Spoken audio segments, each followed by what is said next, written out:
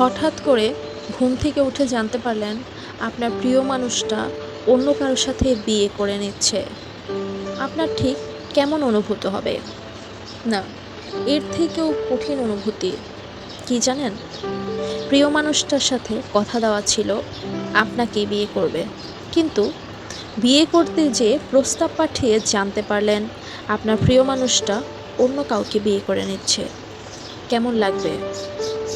হ্যাঁ, শুনছেন আমি পদ্মজা, রোম্যান্টিক থ্রিলার উপন্যাস। সাথে আছি আমি ফাতেমা জোহরা। আপনি শুনছেন গল্প অডিও বুক বাই ফাতেমা। লিখেছেন ইলমা বেহরোজ। আজকের পর্ব আপনাকে হয়তো কাঁদাতে পারে, আর যদি নাও কাঁদায়, আজকের পর্ব আপনার মনের ভিতর এমনভাবে কষ্ট তৈরি করে দিবে যেন আপনি এটা নিয়ে ভাবতে বাধ্য হন যে কতটা বেদনা লুকিয়ে আছে আজকের পর্বে। শুনতে থাকুন। পর্ব 23। ফাতিমা করুণ চোখে লিখনের দিকে তাকান। চোখে চোখ পড়তে লিখন হাসার চেষ্টা করলো। তার দৃষ্টি এলোমেলো, কি বলবে খুঁজে পাচ্ছে না। আমির চেয়ার ছেড়ে উঠে দাঁড়ায়। আব্বা আসছি বলে জায়গা ত্যাগ করে। শব্দর আলী মজিদ মাতব্বরকে প্রশ্ন করলেন, মজা করছেন? মজিদ মাতব্বর শব্দর আলীর চোখের দিকে সরাসরি চোখ রেখে জবাব দিলেন, প্রথম পরিচয়ে মজা করার মতো মানুষ আমি নই ভাই সাহেব। লিলি এক হাত লিখনের পিঠের উপর ডাকলো, ভাইয়া। লিখন লিলির হাতটা মুঠোয় নিয়ে ঢোক গিলল।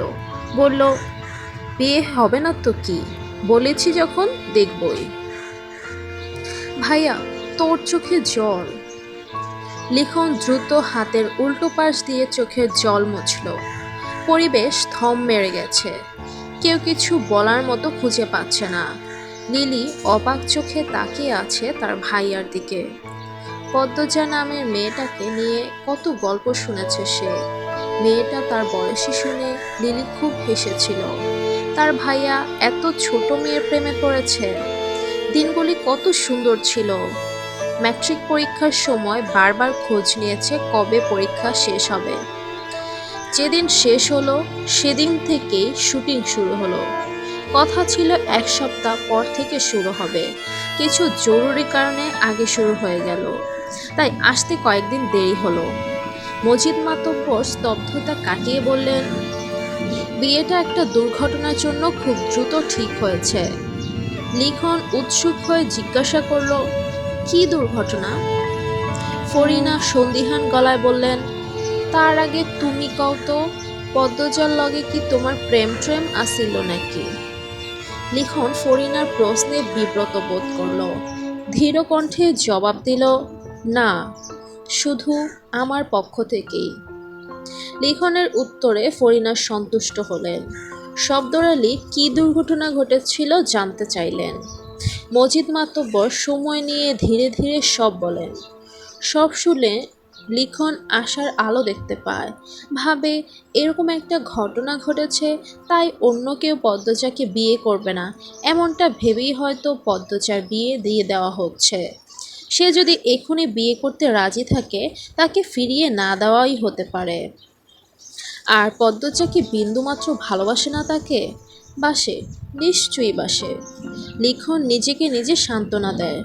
শব্দর আলী আশ্বাস নিয়ে বললেন, কি আর করার, পরিস্থিতি হাতের বাইরে। আপনারা কিন্তু বিয়ে শেষ করে তবেই যাবেন, বললেন মজিদ মাতব্বর। আপনারা কিন্তু বিয়ে শেষ করে তবেই যাবেন, বললেন মজিদ মাতব্বর। ফাতিমা মতামত জানালেন দৃঢ়ভাবে, না না, আজই চলে যাব, এই গ্রামে আর এক মুহূর্তও না। শব্দর আলী মৃদু ধমকের স্বরে বললেন, কি বলছো? কিছুক্ষণ পর সন্ধ্যা, এখন ট্রেন পাবে কোথায়? কাল ভোরে না হয় চলে যাব। রিদওয়ান অনুরোধ করে বলল, বিয়েটা শেষ হওয়া অবধি থেকে যান। দেখুন, মেহমান হয়েই এসেছেন, অপ্রত্যাশিত খবর শুনলেন, এজন্য খারাপ লাগছে, কিন্তু কিছুই তো করার নেই। মেয়েটা জলে ভাসবে বিয়েটা না হলে। লিখন সঙ্গে সঙ্গে প্রতিবাদ করে বলল, পদ্মজাকে ফেলনা ভাবছেন কেন? কেউ অপবাদ দিলেই কি সে পচে যায়? রিদওয়ান কিছু বলতে গেলে মজিদ মাতব্বর কড়া চোখে তাকিয়ে থামতে বললেন। এরপর শিখাকে ডেকে বলেন, ওনাদের ঘরে নিয়ে যাও, আর আপনারা না করবেন না। আমি আপনাদের অবস্থা বুঝতে পারছি। বিয়ে অবধি না থাকুন, রাতটা থেকে যান। বাধ্য হয়ে ফাতিমা থাকতে রাজি হলেন। তিনি রাগে ফোঁস করছেন। সব রাগ পড়েছে হাওলাদার বাড়ির উপর। মনে মনে এই বাড়ির বিনাশ চাইছেন তিনি। মেয়েটাকে তুলে নিয়ে যেতে ইচ্ছে হচ্ছে তার। লিখন তার চোখের মণি, নয়তো কি এই গ্রামের মেয়ে নিতে আসতেন? আর সেই মেয়ে কিনা সেই ছেলের মন ভাঙল। ঘরে ঢুকেই চোখের চশমা ছুঁড়ে ফেলেন বিছানায়। কটমট করে শব্দর আলীকে বললেন, তোমার না এক বন্ধু আছে মেজর, তাকে কল করে বলো মেয়েটাকে তুলে এনে লিখনের সাথে বিয়ে দিতে। আমার ছেলেকে হাঁটতে দেখতে পারবো না। আহ, চুপ করো তো। সব জায়গায় ক্ষমতা চলে না। পরিস্থিতি বোঝার চেষ্টা করো। কিসের পরিস্থিতি? তুমি জানো তোমার ছেলের ব্যক্তিগত ডায়েরিতে আগে শুধু আমার নাম ছিল, সেখানে এখন বেশিরভাগ পদ্মজা নামটা লেখা। কতটা পাগল এই মেয়ের জন্য! এখন মেয়েটাকে ছেড়ে শহরে চলে গেলে ছেলের দেবদাস রূপ দেখতে হবে আমায়, আর আমি তা পারবো না। শব্দর আলী পায়ের মোজা খুলতে খুলতে বিরক্তি নিয়ে বললেন, তোমার যা ইচ্ছা করো, আমি পারবো না। ক্লান্ত আমি, শান্তি দাও। ফাতিমা কড়া কিছু কথা বলতে গিয়েও থেমে গেলেন। লিলি ঘরে ঢুকেছে, লিখন আসেনি। আমেনা লিলিকে বললেন, কোথায় ছিলি? লিখন কোথায়? কি জানি। ভাইয়া ব্যাগটা আমার হাতে দিয়ে বেরিয়ে গেল। রোদের কঠিন রূপ শীতল হয়ে এসেছে। মৃদু বাতাস বইছে, তবু লিখন ঘামছে। সে পদ্মজাদের বাড়ি যাচ্ছে। আতঙ্কে ঠোঁট শুকিয়ে কাঠ। মাথায় শুধু কয়টা প্রশ্ন ঘুরপাক খাচ্ছে। আমি কি পাগলামি করছি? এত আয়োজন ভেঙে কি তিনি আমার হাতে তুলে দিবেন পদ্মজাকে? পদ্মজা আমাকে দেখলে কি কাঁদবে? ভালোবাসেনি একটুও? মায়া নিশ্চয়ই জমেছে। লিখন আকাশের দিকে তাকিয়ে মনে মনে আল্লাহর কাছে অনুরোধ করে, আল্লাহ, সব যেন ভালো হয়। পূর্ণা বারান্দায় চেয়ার নিয়ে বসে আছে। বাড়ির পেছনে গীত গাইছে অনেকে, সাথে তাল মিলিয়ে দুই বুড়ি নাচ করছে। পুরো বাড়ি সাজানো হচ্ছে রঙিন কাগজ দিয়ে। উঠানের এক কোণে লাল বড় গরু বাঁধা, বিয়ে উপলক্ষে জবাই করা হবে। চারিদিকে এত আনন্দ পূর্ণার মন ছুঁতে পারছে না। প্রথমত, সে মানসিকভাবে বিপর্যস্ত, কিছুতেই স্থির হতে পারছে না। দ্বিতীয়ত, পদ্মজার জন্য লিখন শাহ ছাড়া অন্য কাউকে তার পছন্দ হচ্ছে না। সব মিলিয়ে সে বিরক্ত। ছোট চোখ করে বাচ্চাদের খেলা দেখছে। হুট করে চোখে ভাসে লিখনকে। পূর্ণা দ্রুত চোখ কচলে আবার তাকালো। সত্যি তাই, খুশিতে আত্মহারা হয়ে পড়েছে সে। হন্তদন্ত হয়ে ছুটে যায় পদ্মজার ঘরে। পদ্মজার কানে কান দিয়ে বলে, লিখন ভাই আসছে, তুমি কিন্তু পালিয়ে যাবে আপা, এই বিয়ে কিছুতেই করবে না। কথা শেষ করে খুশিতে আবার ছুটে যায় বারান্দায়। এমন দিনে লিখনের উপস্থিতি পদ্মজাকে অপ্রস্তুত করে তোলে। গলা শুকিয়ে দম বন্ধ হওয়ার উপক্রম। লিখন বাড়িতে ঢুকে অবাক হয়ে সব দেখে। কত আয়োজন, কত মানুষ। তার স্বপ্নের রানী পদ্মজার বিয়ে, কিন্তু তার সাথে না। ভাবতেই লিখনের বুক ছ্যাদ করে উঠল। মেয়েরা খুব আগ্রহ নিয়ে সুদর্শন লিখনকে দেখছে। লিখন পূর্ণাকে বারান্দায় এগিয়ে আসতে দেখল। প্রশ্ন করল, কেমন আছো পূর্ণা? পূর্ণা খুশিতে উচ্চস্বরে জবাব দেয়, ভালো, খুব ভালো। ভাইয়া আপনি? পূর্ণা থেমে গেল। অনেকে তার উচ্চস্বরে কথা শুনে তাকিয়ে আছে, তাই পূর্ণা চুপসে গেল। আস্তে আস্তে বলল, এত দেরিতে আসলেন কেন? আপার তো বিয়ে, আপনি আপাকে নিয়ে পালিয়ে যান। পূর্ণার এহেন কথায় লিখন হাসে। আদুরি কণ্ঠে জানতে চাইল, আন্টি কোথায়? পূর্ণা ঝটপট করে বলল, আপনি ঘরে আসুন, আমি আম্মাকে নিয়ে আসছি। লিখনকে সদর ঘরে বসিয়ে পূর্ণা ছুটে গেল রান্নাঘরে। হেমলতা রান্না করেছিলেন। পাশে অনেকে আছে। পূর্ণা ইশারায় বাইরে আসতে বলে। হেমলতা হাত ধুয়ে বেরিয়ে আসেন। পূর্ণা ফিসফিসিয়ে বলে, লিখন ভাই আসছে। কোথায়? বসতে দিয়েছিস? হ্যাঁ দিছি, তুমি আসো। হেমলতা ব্যস্ত পায়ে হেঁটে সদর ঘরে আসেন। এসে দেখেন দুজন বয়স্ক মহিলা অনবরত লিখনকে প্রশ্ন করে যাচ্ছে। সে কই থেকে এসেছে, এ বাড়ির কি হয়, পদ্মজার মতো চোখ কেন, পদ্মজার আসল বাপের ছেলে নাকি, এমন আরও যুক্তিহীন কথাবার্তা। হেমলতা সবাইকে উপেক্ষা করে লিখনকে বললেন, লিখন, তুমি আমার সাথে আমার ঘরে আসো। লিখন হাঁফ ছেড়ে বাঁচে। হেমলতার পিছু পিছু চলে যায়। অনেকের নজরে তা আসে। একজন আরেকজনের সাথে আলোচনা করতে থাকে লিখন শাহকে নিয়ে। সবাই ভেবে নিয়েছে পদ্মজা যার সন্তান, এই ছেলেও তার সন্তান। এজন্যই সবার মাঝ থেকে তুলে নিয়েছে, নয়তো তো কথায় কথায় ধরা পড়ে যাবে। লিখনকে মোড়ায় বসতে দিলেন হেমলতা। লিখন কিভাবে কি শুরু করবে বুঝে উঠতে পারছে না। হেমলতা বললেন, আমি জানি তুমি কি বলবে। তোমার 2টা চিঠি আমি পড়েছি। লিখন চমকে তাকালো, আবার স্বাভাবিক হয়ে গেল। হেমলতা বলেন, দেখো লিখন, পরিস্থিতি আর হাতে নেই। অন্য সময় হলে আমি পদ্মজাকে তোমার হাতে তুলে দিতাম। তুমি নম্র, ভদ্র, বুদ্ধিমান ছেলে, কমতি নেই কিছুতে। কিন্তু এখন তা আর সম্ভব নয়।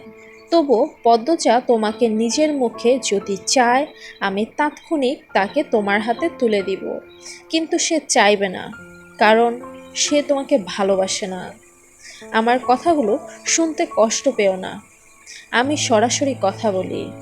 পদ্মজার দৃষ্টি, অনুভূতি আমার চেনা। সে তোমাকে ভালোবাসেনি কখনো। তোমার মন ভাঙবে ভেবে মায়া হচ্ছে, কষ্ট পাচ্ছে। তুমি বাড়ি ফিরে যাও। কষ্ট হবে ভেবেই বলছি, ফিরে যাও। লিখন কয়েক সেকেন্ড চুপ থাকে, চোখের দৃষ্টি রাখা মাটিতে। বলল, আন্টি, মেয়ের ভালোবাসা দেখছেন, অন্যের সন্তানেরটা দেখবেন না? অন্যের অনেক সন্তানই আমার মেয়েকে ভালোবাসে, সবার কথা ভাবা কি সম্ভব? হেমলতার কথায় ভীষণ আহত হলো লিখন। তার মনে হচ্ছে সে কঠিন পাথরের সাথে কথা বলছে। 2 চোখ জ্বলছে ভীষণ। এখনই কান্নারা ঠেলে ঠুলে বেরিয়ে আসবে। ছেলে হয়ে কাঁদা ভীষণ লজ্জার ব্যাপার। লিখন নিজেকে সামলানোর চেষ্টা করল। হেমলতা কঠিন স্বরে বললেন, তুমি পদ্মজার রূপের প্রেমে পড়েছ লিখন। লিখন সঙ্গে সঙ্গে চোখ তুলে তাকায়, বলে, আন্টি ক্ষমা করবেন, কিছু কথা বলি। পৃথিবীতে যে কয়টা সফল প্রেমের গল্প আছে, তার মধ্যে 99 ভাগ সৌন্দর্যের টান দিয়ে শুরু হয়। এরপর আস্তে আস্তে ভালোবাসা গভীর হয়। মানুষটাকে নিয়ে এত ভাবতে গিয়ে, মানুষটাকে নিয়ে স্বপ্ন দেখতে গিয়ে ভালোবাসাটা আকাশ ছুঁয়ে ফেলে। সময়ের ব্যবধানে সে মানুষটা শিরা উপশিরায় বিরাজ করতে শুরু করে। তখন তার অনন্য গুণ চোখে ভাসে, ভালোবাসা আরও বাড়ে। কারো কারো তো দোষও ভালো লেগে যায়। তখন অবস্থা এরকম হয় যে রূপ নষ্ট হয়ে গেলেও মানুষটাকে আমার চাই। এজন্যই বুড়ো বয়সেও কুঁচকে যাওয়া মানুষটাকেও ভালোবাসতে ইচ্ছে করে। অথচ শুরুটা হয় সৌন্দর্য দিয়ে। আন্টি, আমি পদ্মজার রূপে মুগ্ধ ছিলাম, এটা সত্যি। কিন্তু গত কয়েক মাসে সারাক্ষণ পদ্মজাকে ভাবতে গিয়ে আমি সত্যি সত্যি পদ্মজাকে ভালোবেসে ফেলেছি। পদ্মজার রূপ আগুনে ঝলসে গেলেও এমন করেই বাসবো। প্লিজ আন্টি, কথাগুলো শুটিংয়ের ডায়লগ ভেবে উড়িয়ে দিবেন না। বাস্তব জীবনে মুখস্থ ডায়লগ আমি আওড়াই না। লিখনের কণ্ঠ গম্ভীর, কিন্তু চোখে জল ছলছল করছে। হেমলতা স্তব্ধ হয়ে যান। কি জবাব দিবেন? ভালোবাসার বিরুদ্ধে কোনো শক্তি কাজে লাগে? আদৌ কি ভালোবাসার বিরুদ্ধে যুদ্ধ করা যায়? তিনি সময় নেন। এরপর বলেন, আমার পদ্মজা তোমার কাছে খুব ভালো থাকতো লিখন, কিন্তু কিছু সমস্যা সমাজে আছে যার মুখোমুখি আমি হয়েছি। জেনে শুনে আমার মেয়েকে সেসবের মুখোমুখি কি করে হতে দেয়? লিখন হাত জোড় করে বলল, প্লিজ আন্টি। হেমলতা একদৃষ্টে লিখনের দিকে তাকিয়ে থাকেন। তিনি সিদ্ধান্তহীনতায় ভুগছেন। এমন তো কখনো হয় না। পদ্মজার জন্মের পর সিদ্ধান্তহীনতায় তিনি কখনো ভোগেননি। যে কোনো একটাই বেছে নিয়েছেন, আর তাতেই মঙ্গল হয়েছে। এবার কেন এমন হচ্ছে? কেন তিনি নিজের অবস্থান থেকে সরে যাচ্ছেন? পদ্মজার জীবন নিয়ে তিনি যেন মাঝ নদীতে ভেসে আছেন। চারিদিকে স্রোত, মাঝে নেই, বৈঠা নেই। আমির না লিখন, কার কাছে ভালো থাকবে পদ্মজা? হেমলতার শরীর খারাপ লাগছে ভীষণ। তিনি দুর্বল কণ্ঠে বলেন, এত বুঝো যখন, নিজেকেও সামলাতে পারবে, বাড়ি ফিরে যাও। আন্টি, আমার বেঁচে থাকতে কষ্ট হবে। পদ্মজার সাথে যা হয়েছে, তবুও সে বেঁচে আছে, আর তুমি এইটুকু মেনে নিতে পারবে না? লিখন আর কথা খুঁজে পেল না। আহত মন নিয়ে উঠে দাঁড়ালো। হেমলতা দাঁড়াতে বললেন, ভীষণ ক্লান্ত লাগছে, তবু হেঁটে এগিয়ে আসেন। লিখনের সামনে এসে দাঁড়ান, বললেন, নিজেকে শক্ত করো, অনেক দূর পথ চলা বাকি। কারো জন্য কারো জীবন থেমে থাকে না, ভাগ্যে যা আছে তাই হয়। সব যেহেতু আয়োজন হয়ে গেছে, আর ভেবে লাভ নেই। তবে কবুল বলার আগেও যদি পদ্মজা বলে তার তোমাকেই চাই, আমি সব ভেঙে চুরে পদ্মজাকে নিয়ে ছুটে যাব তোমার বাড়ি। আমি আমার মেয়েটাকে ভীষণ ভালোবাসি বাবা। এই মেয়েটার সুখের জন্য আমি স্বার্থপর হয়েছি। অন্যের সন্তানের কষ্ট চোখে ভেসেও ভাসছে না। আমাকে ক্ষমা করে দিও। হেমলতার চোখে জলের ভিড়। লিখন ভীষণ অবাক হয়ে দেখে এই কঠিন মানুষটাকে। হেমলতা নিজের দুর্বলতা, নিজের কান্না কেন দেখালো লিখনকে? লিখন জবাব খুঁজে পেল না। শুধু এইটুকু বুঝতে পারল, হেমলতার কাছে জীবন মানে পদ্মজা। লিখন ভাঙা গলায় বলল, আসি, বলেই চলে গেল। হেমলতা সব কাজ ভুলে গুটিসুটি মেরে বিছানায় শুয়ে পড়েন। চোখ বেয়ে 2 ফোঁটা জল বেরিয়ে আসে। মনের শক্তি কমে গেছে, দুর্বল হয়ে পড়েছেন তিনি। নিজের উপর বিশ্বাস, আস্থা পাচ্ছেন না। সিদ্ধান্ত নেয়ার ক্ষমতা খুঁজে পাচ্ছেন না। আচ্ছা, আজকের পর্বটা কার কার মনটা ব্যথিত করে তুলেছে? কার বুকের ভিতর একটা অপার্থিব কষ্ট অনুভূত হচ্ছে? কিছু কিছু গল্প হয়তো মনে হয় যে না, এই কাজটা ঠিকই আছে বা এই কাজটা ভুল হয়েছে, কিন্তু আমার কাছে আসলে এই এপিসোডটা খুব একটা ভালো লাগেনি। কেন জানেন? আমার কাছে মনে হচ্ছে এখানে লিখন শাহ আগে থেকেই পদ্মজাকে ভালোবাসতো। এই জিনিসটা জানার পরেও কেন তার সাথে বিয়ে দেওয়া যায় না? কমপ্লিকেশনগুলোই বা কী ছিল? আমার কাছে এ ব্যাপারটা একটু খারাপ লেগেছে। হেমলতা এক্ষেত্রে এতটা কঠোর না হলেও পারতেন, তাই না? তবে হ্যাঁ, শেষ একটা পথই আছে। সেটা হচ্ছে, পদ্মজা যদি নিজের মুখে বলে সে লিখনের কাছে বিয়ে করতে চায়, লিখনকে সে ভালোবাসে, এটাই একমাত্র পথ। কিন্তু সে কি আদৌ বলবে এই কথাটা? লিখনের জন্য আমার প্রচণ্ড পরিমাণে কষ্ট হচ্ছে। প্রথম যেদিন এই এপিসোডটা পড়েছিলাম, মনকে মানাতে পারিনি এ পর্যায়ে। বুকের ভেতরটা একটা অজানা কষ্টে বিভোর হয়েছিল। আপনাদেরও কি ঠিক তাই অনুভূত হচ্ছে? আমাকে কি কমেন্টে জানাবেন না কখনো? আপনাদের কি লিখনকে পছন্দ নাকি আমিরকে পছন্দ? আপনি হলে কাকে বেছে নিতেন? জানান, অবশ্যই জানান। কেননা আপনাদের এক একটা মতামত, এক একটা কমেন্ট আমার কাছে অনেক মূল্যবান। আমি অনেক হ্যাপি হয়ে যাই আপনাদের ছোট ছোট এক একটা অ্যাপ্রিসিয়েশনে। ভালো থাকবেন সবাই। আর পরের পর্বে পদ্মজা কি করবে সেটা আসছে। পদ্মজা কি লিখনকে বিয়ে করছে নাকি আমিরকে? এই দুইজনের মধ্যে কাকে বেছে নিচ্ছে সেই সমাধান দেখতে পাবেন আগামী পর্বে।